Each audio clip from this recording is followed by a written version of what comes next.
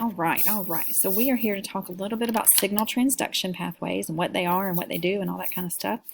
And so the first is I can explain what a signal transduction pathway is. And a signal transduction pathway is simply how one cell communicates with another, which is also the second one. I can explain how a signal transduction pathway can lead to cell communication.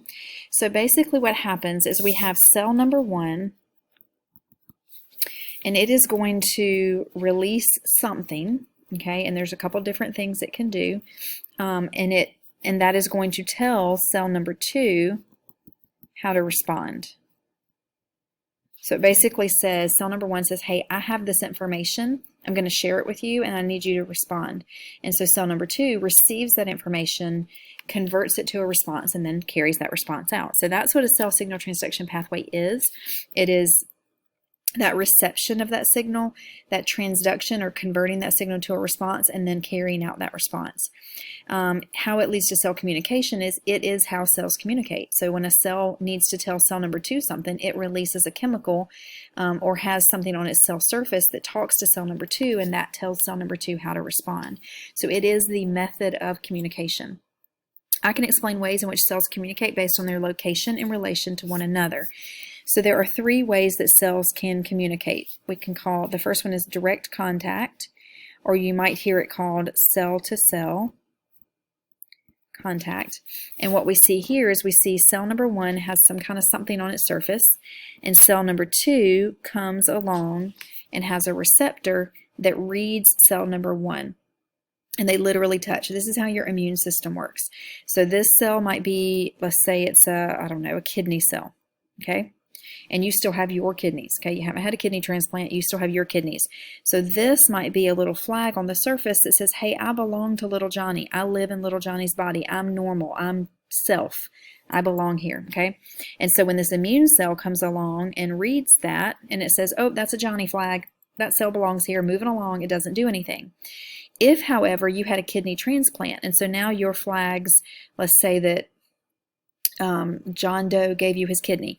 Now your flags don't say little Johnny, they say John Doe. And so when your immune cell sees that, it says, whoa, whoa, whoa, that doesn't belong here, and it'll try to attack it and kill it. And we'll talk about immune systems and all that later. Another thing it might be is maybe this isn't a kidney cell. Maybe this is a bacteria that has gotten into your body. Maybe it's some streptococcus. It's trying to give you strep throat. And so when that immune cell comes along and reads that flag and says, oh, that's not a little Johnny flag, this doesn't belong here, then it will attack that. So that's one example. There's a lot of examples of direct contact. In plants, we might see, if you'll remember, this is going to be really bad drawing, but anyway. Here's cell number one and cell number two, and they have those plasmodesmata, those pores in their cell membrane, where it can send a signal. So cell number two can literally send a signal from its cytoplasm through that plasmodesmata to cell number one cytoplasm. That would be another example of direct contact. All right, the second kind is what we call local regulators. And you're going to talk about this more in your e-packet. If you haven't done it, if you're working on it, you'll learn more about autocrine, paracrine, all that kind of stuff. But a local regulator is where one cell releases a chemical, it crosses a short amount of space and binds to a receptor on cell number two. An example of this would be your neurons. They release a neurotransmitter, it goes across the synapse, and it binds to a receptor on the neuron that's after the synapse, or what we call the postsynaptic neuron. And the third is long distance. And this is where we call these chemicals hormones. So by definition, a hormone is just a chemical that travels a long distance in your body. And so maybe your brain, and I'm not even going to try. Y'all know my art skills are not very good. Your brain is going to release a chemical. It's going to hop into your bloodstream. It's going to travel through your bloodstream, and then it's going to hop out at a different part of your body. And so that is going to be an example of long distance. It's going to use the bloodstream to move that distance, okay?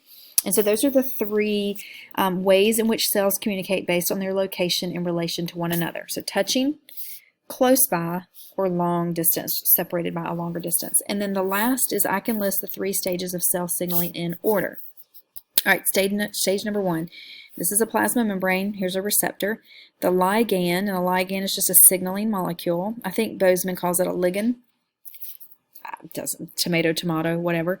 The ligand binds. Okay, it's going to cause the receptor, that's called reception. So step one is reception, and that's really all it is. The ligand binds to the receptor.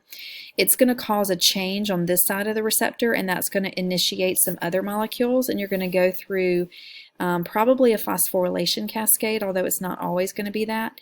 And that is step 2, which we call transduction, and that is basically converting that signal from the reception to step 3, which is the response. And the response can be different things. It can be turning a gene on or off. We call that gene expression. It can be changing the cytoskeletal arrangement, because that might make the cell move, like we see this in amoebas. They move by changing their cytoskeleton. They kind of ooze around. It could be telling the cell to start mitosis or to stop mitosis. So there's a lot of different responses that can occur, but those are the 3 steps: reception, transduction, and response. And so those are just some of the foundational things that you need to know to understand cell signaling. I hope that helps, and if you have any questions, let me know.